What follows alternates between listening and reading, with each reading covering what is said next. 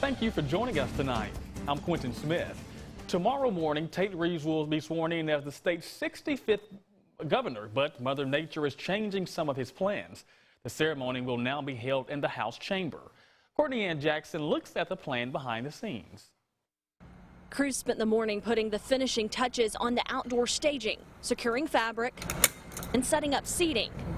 Inaugural committee chair Lee Reeves knew from the start the role was an undertaking with many moving parts. A ton of planning, and in fact, you are doing probably events that would take normally a year to plan within 2 months. So it's intense. There are plenty of logistics for planning the inaugural events, Mississippi weather always being a possible wrench in those plans. You got to have a plan A, a plan B, and then a plan C. But the committee made the judgment call mid-afternoon Monday. Versus chance in the weather, it just looks like it's just going to be a 50-50 shot. And so we've decided to just go ahead and move the ceremony inside so that we can make it as nice and comfortable as we can inside the chamber. The parade that's set for Tuesday will stay on the schedule for now. We're kind of putting our cards on the table with that one just to see where the day takes us. And if we can get a break in the weather and we still have some willing participants ready to maybe weather a little bit of weather, you know, we're ready to roll with that. Rewind to January of 2012 for a similar scenario.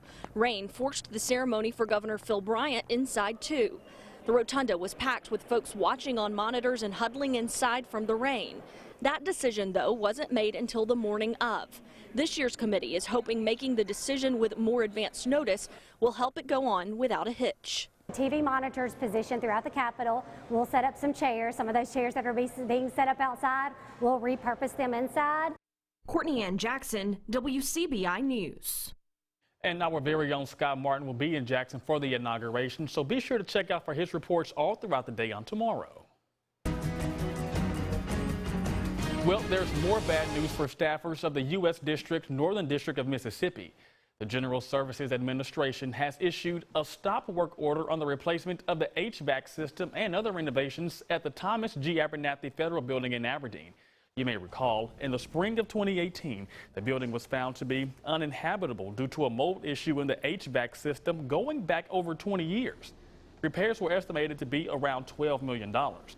Last summer, the court and the GSA believed they found a solution by teaming up with the Tennessee Valley Authority and getting a energy service contract to fund repairs.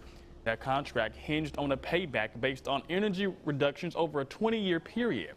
The projected time of those energy reductions was underestimated, meaning the project does not meet the requirements. At this time, there's no word yet on when work will resume. Navistar Defense has been in West Point for years, and today it makes a long-term commitment. The company has bought its assembly plant. Navistar has leased the facility from Babcock and Wilcox since 2006 and made tens of thousands of vehicles. The company says the purchase is part of its strategic plan and commitment to West Point. Navistar has made armored and unarmored tactical vehicles at the Clay County plant. Executives for Navistar are leaving open the possibility that other products could be made there in the near future. There's a fatal and infectious disease found in the deer population, and it's showing signs of spreading all across the Magnolia State. According to the Mississippi Department of Wildlife, Fisheries, and Parks, the first case of chronic wasting disease was reported in 2018. Since then, 40 cases have been reported. I caught up with a wildlife management expert about this alarming trend. He says the disease is actually coming from a neighboring state. Since 2018, more than 36 deer have tested positive for chronic wasting disease. It's spread from contact of an infected animal with an uninfected animal. And the disease agent is called a prion, and it's a protein that's produced in the infected animal, and it can be shed in the saliva, in the urine, and the feces. Cases have been confirmed in Benton, Marshall, Issaquena, Panola, Pontotoc, and Tallahatchie counties. Mississippi State Wildlife and Management Professor Dr. Steve Demaris says North Mississippi is seeing the most cases, and he believes that's because the disease is spreading from deer in southern Tennessee. There's 5 counties there. They've had over 400 positive cases just this year. Deer disperse from where they're produced typically, and bucks can disperse 5 to 10 miles. from their birth area. And if that buck becomes infected in their birth area and they disperse 5 miles, then they've just transmitted the disease agent 5 miles away. Damaris says he finds the rapid spread of CWD to be alarming. It's a disease that kills every positively infected animal, and I'm concerned about it affecting hunters' interest in hunting deer and then eating the meat from harvested animals. He says the continued harvesting and testing may help reduce the spread of the disease. Harvesting more deer, the hunters are helping control the disease, and then by testing, we're learning about the distribution and rate of spread of the disease in the state. The Department of Wildlife, Fisheries and Parks encourages all hunters to have their animals tested. There are a total of 36 drop-off locations all throughout the state. For more information on those locations and the disease, just visit our website at WCBI.com. We have areas of fog developing around our region right now, temperatures in the 50s, but you can see that with our Alpha Insurance camera network in Columbus, Tupelo, Vernon, at Durham's Pharmacy, and in Louisville, Mississippi this evening. No rain out there, but we do anticipate more rain later on. Already signs of that developing back to our southwest. We've circled the area where we expect to see development here later this evening. And check this out. Later on tonight into tomorrow morning, we may see pockets of heavy rain, thunder, lightning, perhaps a little bit of hail in this. No widespread severe weather, but it could be a wet start to our Tuesday, so have the umbrella on standby. It should be a little bit warmer overall tomorrow, 60s to maybe some low 70s. Let's ballpark it around 70, but there could be a few stronger storm cells. I think the big story overall will be the rain, some of which could be locally heavy. We'll get out of this unsettled weather pattern later this week. We'll talk about it coming up. Heavy rains from the weekend storms have put a damper on a popular park. Portions of the RIVERWALK in Columbus are underwater. Another 3 inches of rain could fall across the area this week, prolonging the issue. Lowndes County EMA Director Cindy Lawrence says she's keeping a close eye on area creeks and rivers. So far, it appears all roads in the county are open and not being impacted by the flooding. Families affected by Saturday's tornado in Pickens County are continuing the cleanup. Now, there aren't many people who live along Settlement Road in Pickens County, Alabama. And just like most communities in our area, Settlement is closer to a bigger town. In this case, it's Carrollton. When the storm came on Saturday, it was their neighbors who came to help. Many families lost everything. Some of them have no home, no insurance, and no security. The only thing they do have is the support from their community. And we've already this morning handed out clothes and give out gift cards to the people that we could catch up with that's on their help with their needs. I love the way that everybody's came together, how they just reached out to help in any way they could. And if you say you need something, oh, it's coming. Mayor Mickey Walker says volunteers are still in need of trash bags and work gloves. If you'd like to get involved with the cleanup efforts, just contact Carrollton City Hall. Well, road crews throughout North Mississippi are out picking up the remaining of falling trees and down power lines following Saturday's storm. Those long shifts of making repairs can have workers up all hours of the night. When severe weather strikes, road department crews are always prepared to get county roads back open if they're blocked. The Mississippi Department of Transportation and Bruce Public Works Department are handling those long shifts to make sure the streets are safe. They're out searching for storm debris, broken trees, and power lines all throughout Calhoun County. Well, the main thing is safety. Keep the roads safe for the public. And we have to watch for down power lines because you get electrocuted easily. Looking for Saturday's trouble spots, you know, where we could go ahead and get in and clean out some ditches, and I found several that we need to work on right away. Now, if you're experiencing any drainage or flooding issues in your area from this weekend storm, you're encouraged to call your local road department for assistance. Well, Keith, this is my favorite part of the show. Who was nominated for tonight's Furcast? Tonight at 10, Quentin, we have Bella, and it looks like Bella may be getting a little bit wet tomorrow as she ventures on outdoors, especially in the morning hours. We may see some heavier rain around. Maybe not as concentrated in the afternoon, but some rain is likely in the region. We'll have the full forecast next. WCBI First Alert AccuWeather Forecast with Chief Meteorologist Keith Gibson. Pretty busy around here over the last few weeks, really for the entire month of January. A very active storm track. Systems coming out of the desert southwest moving to our north. We've been in this warm, unstable atmosphere, and we've had several rounds of rain, severe weather. Now, the jet stream is going to be pushing down to the south later this week into the weekend and next week, and that will mean colder weather for us. How about highs in the 40s, lows in the 20s and 30s? About where we should be for this time of year. Not so much in the near term, well above the average in the low 50s through Saturday morning. Now, some of these highs will be quite significant compared to the average. Look at that, 74 Wednesday, and then the 40s return as we get into early next week. We had some heavier rain around here earlier. We are just beginning to see some of those showers redevelop back to our west in the Delta, more down here in Louisiana, right along this frontal boundary. And there will be another little disturbance zipping along that boundary this evening and tonight. So the boundary's in place, a disturbance moves overhead. Perfect ingredients for more showers and storms later on tonight. So don't be surprised at all if you hear some thunder during the course of the night along with some heavy downpours. Can even rule out some smaller hail with some of this activity into our morning hours tomorrow, as we mentioned earlier. Now, some of this could fall apart a little bit in the afternoon and the evening hours tomorrow, but that boundary is still around here. So still a chance for some rain even into our Wednesday morning. I think the best chance of rain on Wednesday probably during the second half of the day as a cold front comes on in from the northwest. So there's another chance for some rain around here and some storms. That front pushes to our south late Wednesday and early Thursday. So not as active Thursday and Friday here. But for the next few days through Wednesday evening, probably ½ inch to 2 to 3 inches of rain, if not more, in some localized spots, and obviously that could cause some flooding here. So that's probably going to be the main severe weather threat if we do see it. I can't rule out a little bit of small hail tonight and tomorrow, perhaps even a little bit of wind here too, really tomorrow, maybe even in the Wednesday too. But overall, this is not a big system like the one we just had this past weekend on Saturday.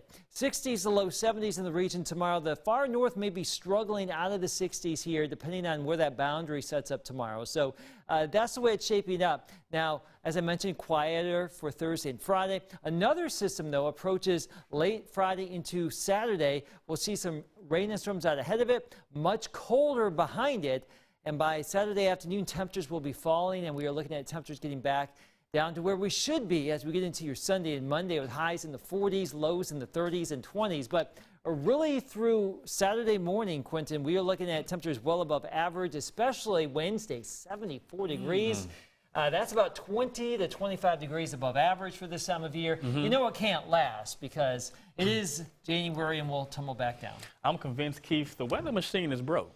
It can't possibly be winter. Mother Nature just pulled the plug on winter and said, we're done with it. Hey, I don't mind one bit. At least for now. Winter will come back next week, though. All right, thank you so much, Keith. JUCO Hoops action is heating up. Courtney has highlights, and I think there's a football game tonight as well. We'll have all of that and more coming up later in sports. You're watching WCBI News at 10 with Quentin Smith. Welcome back. Glaucoma is the leading cause of irreversible blindness in the United States. It has no noticeable symptoms in its early stages, and vision loss progresses at such a gradual rate that people affected by the condition are often unaware of it until their sight has already been compromised. We learn more in our Health Talk with Baptist. Hi, I'm Dr. Dan Bennett, an ophthalmologist on staff here at Baptist Memorial Hospital, Golden Triangle. And tonight I want to talk to you about glaucoma. What is glaucoma? Well, glaucoma is a group of eye diseases that usually causes increased pressure within the eye. It usually happens when fluid builds up in the front part of the eye, and that fluid increases the pressure in your eye, which over time causes damage to the optic nerve. Now, the optic nerve is part of the central nervous system and carries visual information from the eye to the brain. The World Health Organization reports that glaucoma is the second leading cause of blindness globally. It's expected that 76 million people will have glaucoma by 2020. Of those affected, 11 million will be blind in both eyes. You might think of your eye as a sink in which the faucet is always running and the drain is always open. The fluid in your eye is constantly circulating, nourishing the cornea and the lens inside your eye. And it's supposed to flow out through a tissue which serves as the drain of the eye. When this drain becomes clogged, however, fluid can't leave the eye as fast, causing the fluid to back up.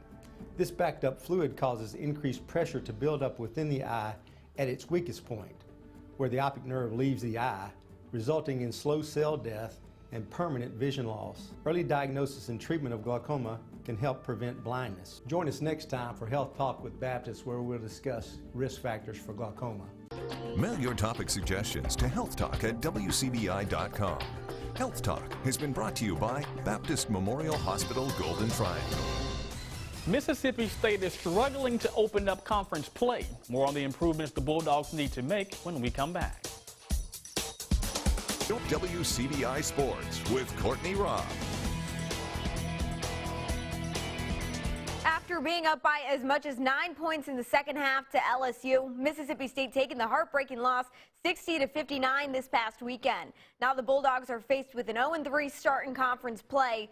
In the matchup to the Tigers, State shooting 34% from the field, 18% from beyond the arc. MSU head coach Ben Howland stressing that his team just needs to be taking smarter shots. The quality of your shots are more important than how many shots you take. And when you look at a year ago, the only time we took more or even close to that many was against Alabama there when we lost in a close game. We took 71. Typically, you know, when you look at most teams, they're shooting about 60 shots a game, and that's where we are, maybe a little under 57, 58. But when we were playing too fast in our first two outings. It was the first week of December when the Mississippi State Bulldogs were handed the team's first pair of back-to-back losses since 2017. After that, State would go on to win the Bulldogs' next 7 straight games, outscoring their opponents 556-395. During those 7 matchups, State also on average holding their opponents to 57 points a game. After starting conference play out with a 3-0 start, the Bulldogs now cracking back into the AP top 10 at number 10. MSU will return home for one game this week, Thursday against LSU, before hitting the road again to play first-ranked South Carolina next Monday. Division play heating up for Mississippi JUCO basketball. EMCC facing Coahoma. Lady Lions up big in the second half. Beautiful basketball, high-low action from Topazia Hawkins to Maddie Riley for the easy 2. EMCC rolling. Loose ball, Coahoma tries to save the backcourt. West Point's Amaya Rush with the steal, kicks off the fast break. The outlet to Tamara Alexander and the finish at the rim.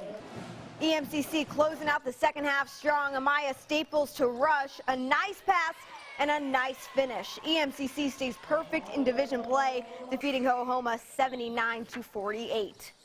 And running it back with the boys, Coahoma and EMCC squaring off. And off the opening tip, tipped right to Cornelius Holly. Holly starts the game in style with the two-hand flush. However, EMCC settles in. Draymond Pittman sizing up the defender. The blow-by and a nice finish at the rim. It was a back-and-forth ball game early. Some great ball movement by Coahoma later in the first half. Calvin Page, the nice dish to Jordan O'Neill, and the finish. The Tigers holding on to the lead. But EMCC not going anywhere. Danny Washington to KJ Riley, a hand in the face, doesn't matter, splash. The men remain undefeated in division as well, topping Coahoma 69-56. Former Ole Miss wide receiver DK Metcalf was the talk of the town leading up to the 2019 NFL Draft. The 6'3", 228-pound receiver was anticipated to be a top 10 pick. And then the NFL Draft began. Round 1 came and went. Metcalf's name remained uncalled. The next day, the second day of the draft, the final pick, number 64, to the Seattle Seahawks. The Seahawks select Metcalf would go on to have one of the best rookie seasons in the league. The Oxford native finishing the season with 900 receiving yards and 7 touchdowns. Although Seattle's playoff run ended Sunday night against the Green Bay Packers, Metcalf finishing with 219 receiving yards in the playoffs, the third most by a rookie in a single postseason. One of those standout performances coming in the NFL wildcard game against the Philadelphia Eagles. And here's what Metcalf had to say after the Seahawks' 17-19 win. Down at 8, Wilson. You know, all year Russ has been telling me, don't let the ball come down, don't let the ball come down, attack it. And, you know, that's all I was thinking, just attack the ball. And it was just, you know, amazing that he believed in me just to throw it up to me. in that situation.